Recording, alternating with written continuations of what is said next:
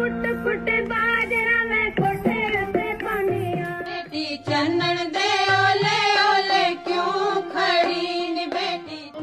चल वे के शौक मेले दी चल वे के शौक मेले दी मामा ते तिया दी दोस्ती निमाए कोई ਪੰਜਾਬੀਅਤ ਦੇ ਵਿੱਚ ਜਿਹੜੀ ਹੈ ਔਰਤ ਨੂੰ ਔਰਤ ਦੇ ਨਾਲ ਜੋੜੇ ਰੱਖਣ ਦੇ ਲਈ ਸੰਵਾਦ ਰੱਖਣ ਦੇ ਲਈ ਜਿਹੜਾ ਫੋਕ 뮤직 ਹੈ ਜਿਹੜਾ ਆਪਣਾ ਉਹ ਬਹੁਤ ਪਾਵਰਫੁਲ ਚੀਜ਼ ਹੈ ਉਹ ਹੈ ਨਾ it's not about dancing it's not about ਸੱਭਿਆਚਾਰ it's just the feeling and feeling has no language and no culture no nothing right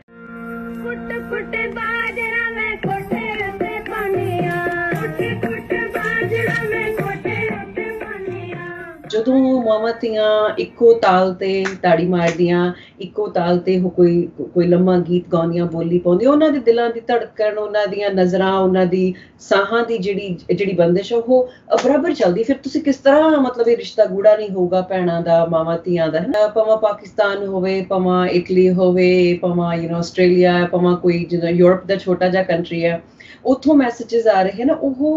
ਉਹ ਨਾਲੇ ਅੱਛਾ ਉਹ ਜਾਣਦੇ ਨਹੀਂ ਸਨ ਉਹ ਕਮੈਂਟਸ ਮੈਨੂੰ ਪੜ੍ਹ ਕੇ ਬੇਟੀ ਨੇ ਸਿਖਾਉਣੇ ਮਮਾ ਵੀ ਦੇਖੋ ਕਿਸੇ ਨੇ ਆਪਣੀ ਮਦਰ ਬਾਰੇ ਆ ਲਿਖਿਆ ਸੋ ਐਰਟਾ ਕੈਨ ਸੇ ਬੈਟਰ ਬੱਚਾ ਤੁਸੀਂ ਦੱਸੋ ਵੀ ਤੁਹਾਨੂੰ ਕਿਸ ਤਰ੍ਹਾਂ ਹੋ I think that definitely like we बहुत सारा प्यार मिलिया हैगा या lots of positive feedback लोगों ने इन्ने comment किते that सानू साडी मां भी याद आई है या असी ये वीडियो साडी मां ने भी भेजी है या I miss my mom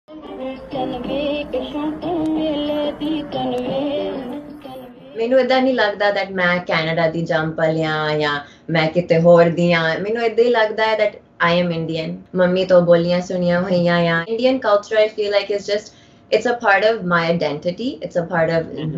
it's a part of my ਪਹਿਚਾਨ ਤੇ ਮੈਂ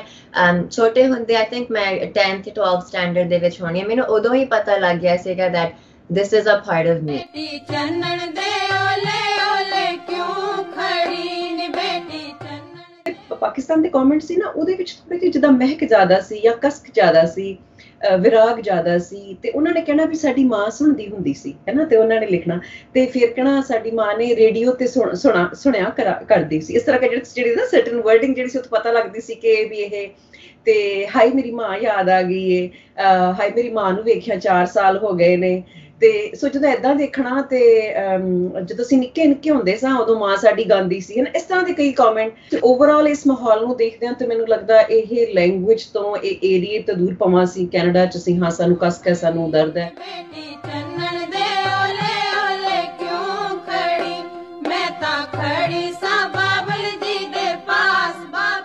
ਇਹ ਨਾ ਇੱਕ ਵਨ ਟਾਈਮ ਬਲੌਕਬਸਟਰ ਸੀਗਾ ਤੇ ਅਸੀਂ ਇੱਥੇ ਹੀ ਹੁਣ ਬਸ ਰਿਟਾਇਰ ਕਰ ਲੈਣਾ फुट फुट बाजरा में कोठे से पानिया